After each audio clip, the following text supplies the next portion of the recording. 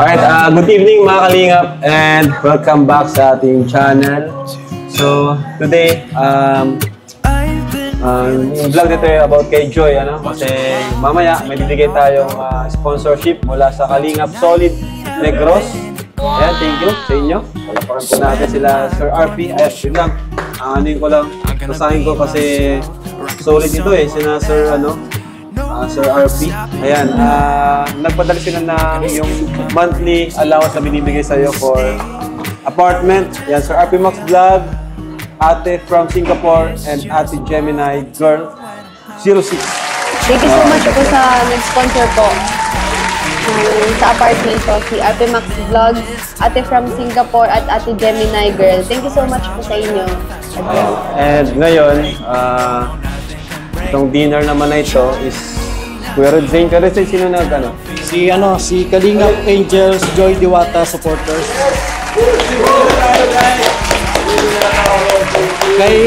Kay Ma'am Bin Ramos. Salamat po. At ayun, dito sila Carla, kasama din natin. Si Melka, ang Lomel. Ayan. Mamaya po may bibigay rin ako kay Melka. Pinadaan at pinabot sa akin ni Lolo. Para naman po kay Melka yun mamaya. Pero mamaya na po, kakain muna po tayo. At yung 7K din kay Joy, mamaya po bibigay ko rin. Nakita ko si ate mo, doon na pala siya nag-work sa Sa Graceland po. Sa Graceland. Ayos. Kailan ang pasokan nyo? Sa 22 po. 20? 22. 22. Ikaw din, Carla, 22. Ayan. So, may gamit na ba kayo? Gamit? Wala pa? Ikaw, Carla, may gamit ka na? Wala pa rin. Pero may uniform na kayo? Meron na po. Meron na. Sinukat mo na. Hindi pa namin nakikita. Hindi po. Papa Jones, kumusta ka, Papa Jones? Bagay sa yung suot mo ngayon, bro, Siyempre bro. Lalo kang pupogi. Nakapag-rin bro. Ha? Rabjack dito? Rabjack Collection. Rabjack Collection po. So yun. Pero ganda po Bagay siya. sa'yo, bro. Oh bro. Thank you very much po. Mapulo na ako lagi. Bagay, Carla?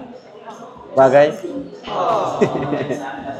Ayan po si Carla. Palagi tayong sinasamahan sa mission natin. Supportive si Carla. Napaka-supportive. Grabe.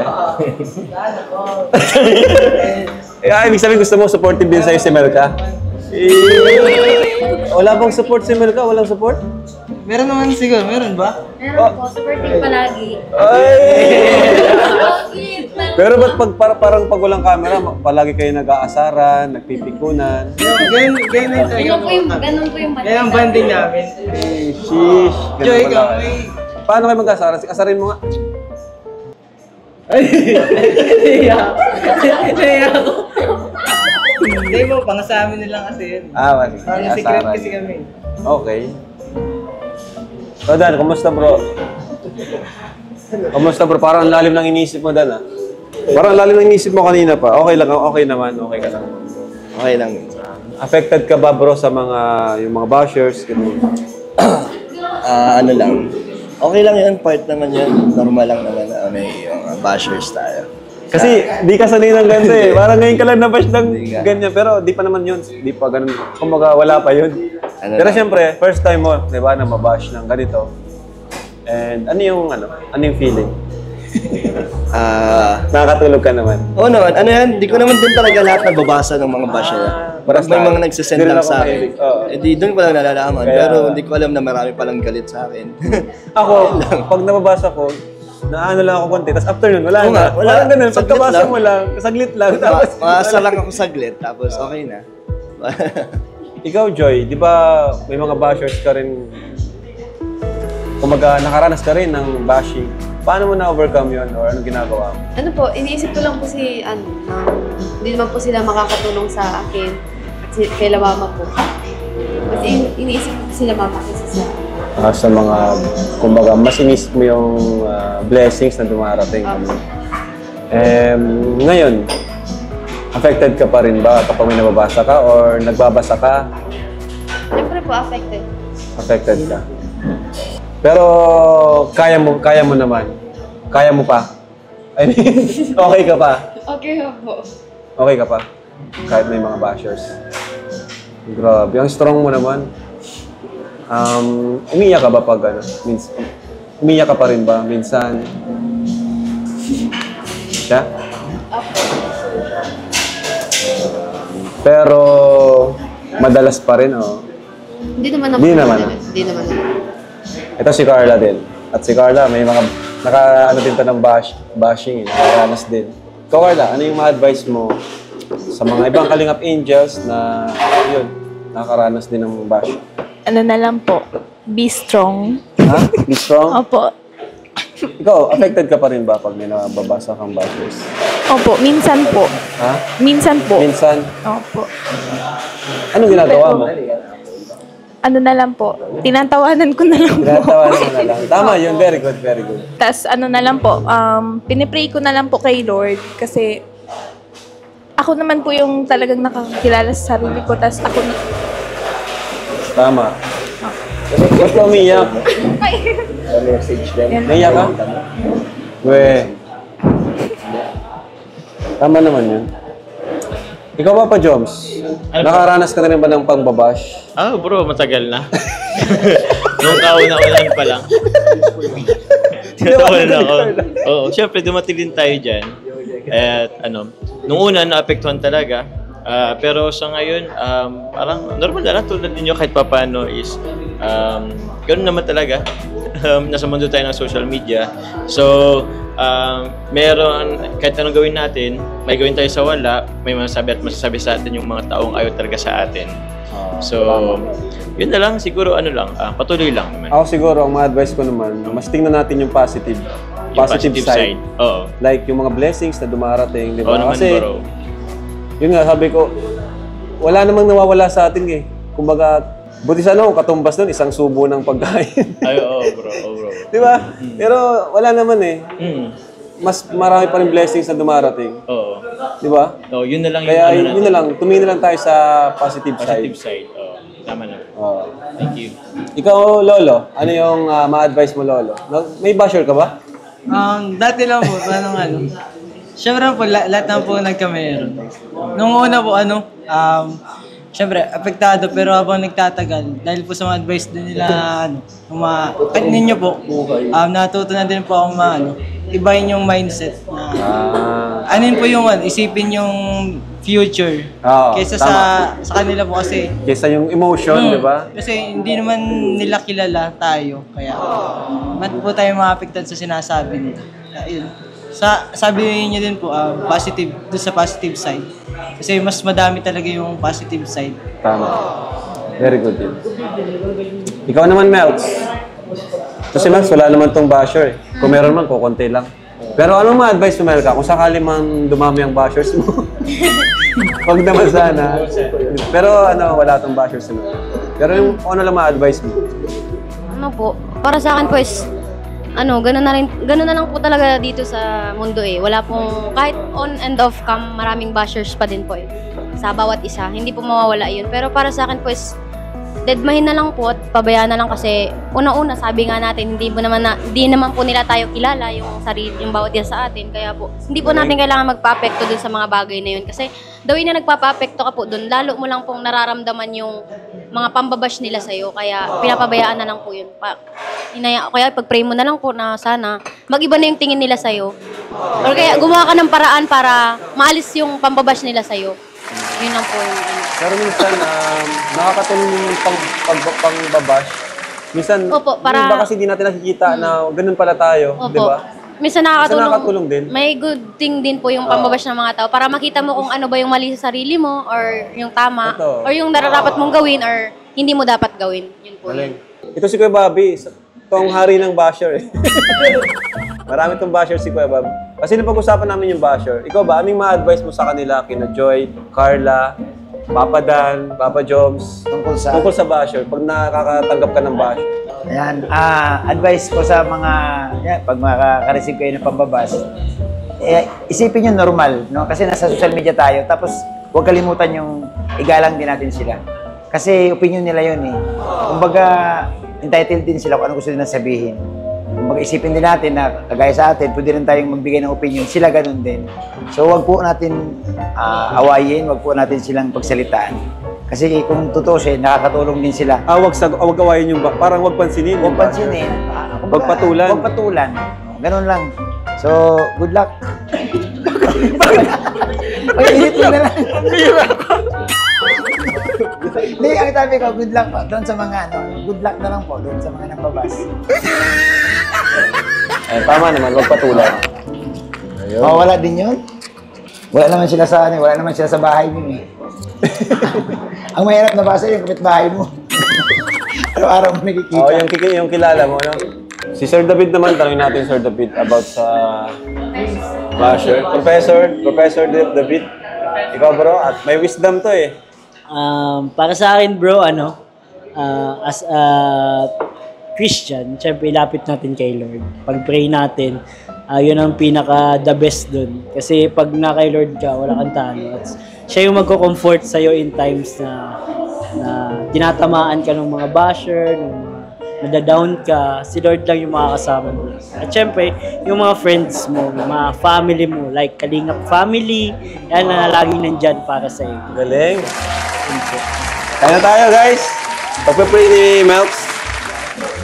Pagpapray ni Melks ang food. Let us pray po. Ibaw po natin ang head. Pray tayo guys, sa pray. paggalang sa Panginoon. Lord, thank you po sa mga pagkain na nandito sa aming harapan. I-bless niyo po ang food na to para magsilbing kalakasan ng aming physical na pangangatawan, maging mga taong nag-provide ng pagkain namin sa gabi ito. Maraming salamat po. Patuloy niyo po silang i-bless na hindi lang po kami matulungan niya. Maraming salamat po. Ito pong aming dalangin sa pangalan ng Panginoon Jesus. Amen.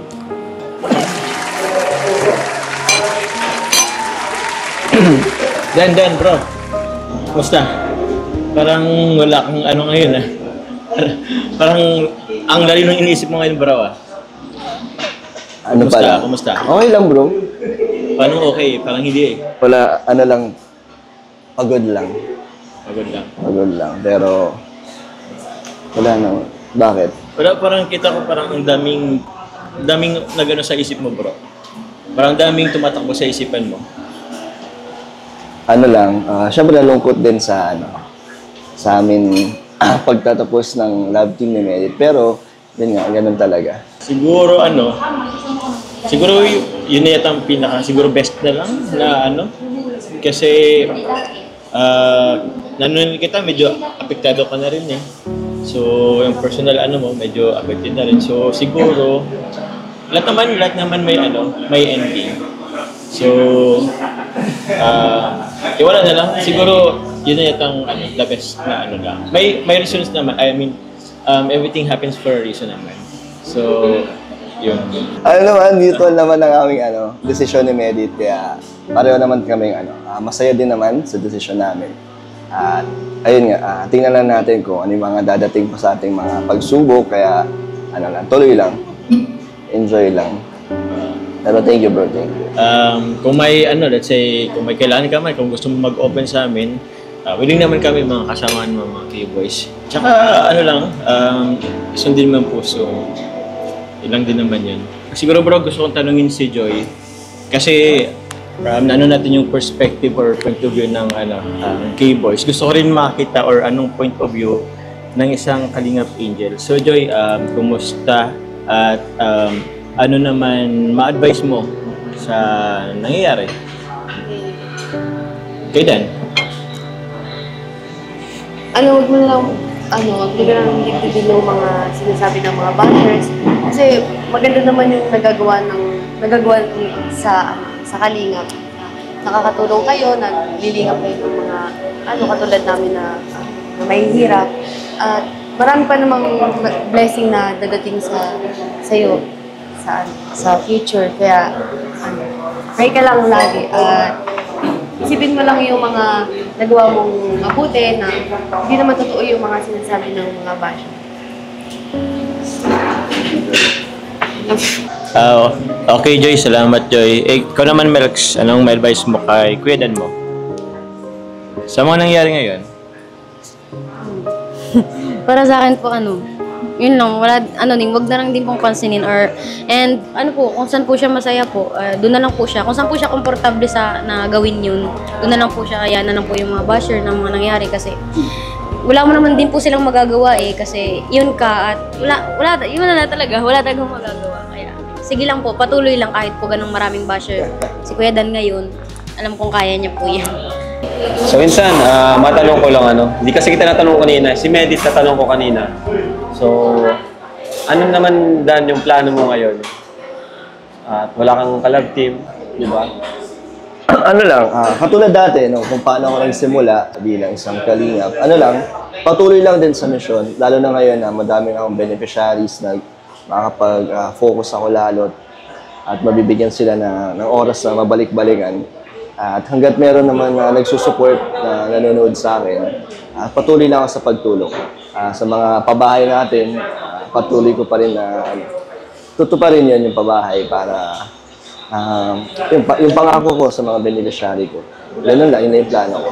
Pero Insan, thank you pala Insan kasi nung nilove team kita kay Medit, which is request nung panahon na yon, request nung mga viewers, pero di ka nagdalawang isip, talagang pumayag ka kaagad, talagang para sa kalingap, para sa charity, para sa namin, mission. Talagang pumayag ka Insan. Kaya salamat din sa iyong cooperation. Thank you din Insan dahil nabigyan mo ako ng opportunity na magkaroon ng love team. At nakatulong yun sa aking channel din naman ng community ng Dandit. Malaki din ang naitulong nila, lalo na kay Kuya Brooke sa ating pabahay doon. Maraming nag-sponsor doon. Kaya salamat din talaga sa community ng bumubuo ng Dandit. Kay Medit din, syempre, salamat sa iyo dahil, ayun, talagang umangat din ang ating channel. Pero Insan, halimbawa lang, kung sakaling hindi naging toxic, hindi naging, kumbaga, hindi ka nasaktan dun sa, yung nasabi mo kanina, na yung community mo pa yung parang mambabash sa'yo, kung sakaling hindi nangyari yun, hindi, sa tingin mo ba, hindi mangyayari to? Yung kumaga tuloy-tuloy pa rin ang Dandit. Siguro kasi marami naman din talaga nag-aabang din at sumusuporta at maganda rin naman yung nagiging bawat episode namin ni Mary. Pero sa hindi inaasahan, ayoko na din na maging mas toxic pa habang tumatagal. At isa pa doon, ayoko pong may nadadamay ng mga ibang tao na hindi naman din involved, katulad nila Atenelia, si Joy, na masasakit din yung sinasabi nila. Kaya, ayun, para maiwasan na lang natin yun, i-stop na lang. Parang yun na yung best na option para sa amin naman to ni Medit. And mutual naman yun, decision ni Medit. Walang nalugi, walang nasaktan, walang na-agrabyado. So, pareho naman kaming nagkaroon din ng benefits sa isa't isa. And lalo na si Medit, ang dami na rin bashers at masasakit din talaga yung mga sinasabi kay Mary. So, para maiwasan na yun, stop na lang natin. Tingnan natin kung magiging successful ang career namin bawat isa. Hopefully, sana. Pero Insan, in the future, and may nakita yung mga viewers na parang tinatandem ka ulit. Ikaw ba ay willing pa rin na makiisa? Si Kuya Bal, gano'n. Syempre naman, unang-una naman nakitiwala ko sa iyo, Insan, at kay Kuya Val, kung ano man yung mga plano nyo sa akin or sa amin at para sa Kalingap. Hindi ako magdadalawang isip na pumasok ulit sa love team if ever man na meron dumating para makatulong, hindi lang sa akin, syempre sa beneficiary, para mas madaming sponsors at mabigyan ng maraming tulong. As long as hindi nagiging toxic yung community, walang sinasaktan na damdamin, walang tinatapakan, basta walang bashing. Masaya ako na magpatuloy. Thank you Insan kasi grabe, napaka-solid. Talagang loyal talaga, no? Minsan ay walang reklamo, kahit kagaya ngayon may bashing, pero di ka nanisi, di mo kami sinisi, di mo kami... Wala, tuloy lang. Tuloy lang. Tuloy lang tayo sa ating mission. Ano man isa na message mo kay Joy kasi yun nga, nadamay siya.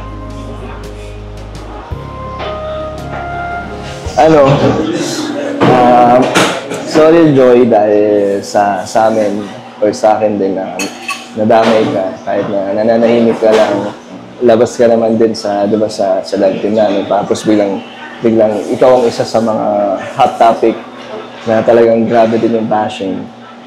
Yun din, parang, para matigil nga yun. Ako na yung gumawa ng paraan para matapos na yun. Sana matapos na para matahimik na tayo, nila Medit, at ikaw din, syempre. Lalo na ngayon, di ba, kahit na saan makita kang video, ang daming mga sinasabi sa mga negative comments. Kaya so, ikaw ano naman na nararamdaman mo? Okay lang naman. Ano pa rin?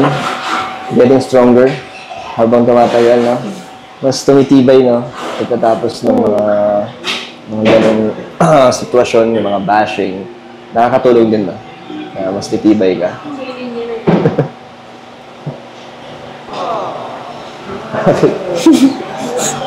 Ayan po, dito na po kami kina Papa Jones, nakauwi na po kami. At yun, bago ko bigay yung iba pong sponsorship, mga nagpaabot po ng tulong kay Melka. Unahin ko na po itong kinita niya dun sa online, dun sa live selling with Dara. Ay, wow. So, ang total po nilang kinita nasa tig 4,650. 4,650. Yung kay Dara nabigay ko na. Yung kay Joy, di pa po natototal lahat, no? Congrats, Melks. Grabe. Successful yung yung online selling nyo. 1, 2, 3, 4, 5. Wala akong bare. Yun! Grabe naman. Tapos, ano pa nga yun? Yung kanina, yun sa'yo? Tita from Taiwan. Tita from Taiwan, nagbigay naman siya ng 7,000 para kay Melts. Grabe. 1, 2, 3, 4, 5, 6, 7. Ayan. Tita from Taiwan. Galing naman. Nakakatuwa naman yung mga nagmamahal sa inyo. Okay, so itong kay Joy naman, from Tita Helen and Tito Noli, nagbigay sila po ng 5,000 pesos. 1, 2, 3, 4, 5. Grabe, Joy. Dami nagmamahal pa rin sa'yo, Joy, no? Thank you so much po. Joy. Thank you so much po. Tapos yung, para sa, ano naman niya, para sa kanyang boarding house, yung Team Solid Kalingap Negros, yung 7,000 po. Thank you so much po. 5, 6, 7,000. Ayan. Thank you so much po. Grabe. Nakatuwa. Ayan, so gusto ko lang din i-shout out ang Filipino Mafia Prouds Jewelries Sydney. And shout out po. And sino pa ba? Shout out po ako dito. Marciano TV. Ayan, shout out kay Boss Marciano TV. Thank you. Ito pala. For Melka. For Melka po ulit. At sabi ko na meron akong hindi pa nabibigay kay Melks. From Tito R.A. of Washington DC founder, Tita Odette Real of Edvian Lovable Supporter. Nagbigay po sila ng 5,000 for Melks. Yan, grabe May pang na kayo. Allowance, di ba? Sobrang no? Boarding house. Kaya, kumbaga, pa rin, tipid-tipid pa rin kahit may mga tumutulong, no? Kasi hindi naman natin alam kung palagi bang may tutulong sa atin. So, tipid pa rin tayo. Yung lifestyle natin, magbaguhin. Pero ang talagang masisiguro lang namin, andito kami na susuporta sa inyo para makapagtapos kayo ng pag-aaral. Ayan. So, ayun po. Thank you so much po. Thank you rin sa nagpakain. Yan, si Red Square Red Sin ang may contact. Thank you so much. Bye-bye! Thank you. God bless. Ayan, may nakalimutan pala ako. From Team Dalit International Italy, nagbigay po sila ng 3,500 for Melka. Thank you so much po. Team Dalit International. Thank you so much. Thank you. God bless po sa inyo lahat.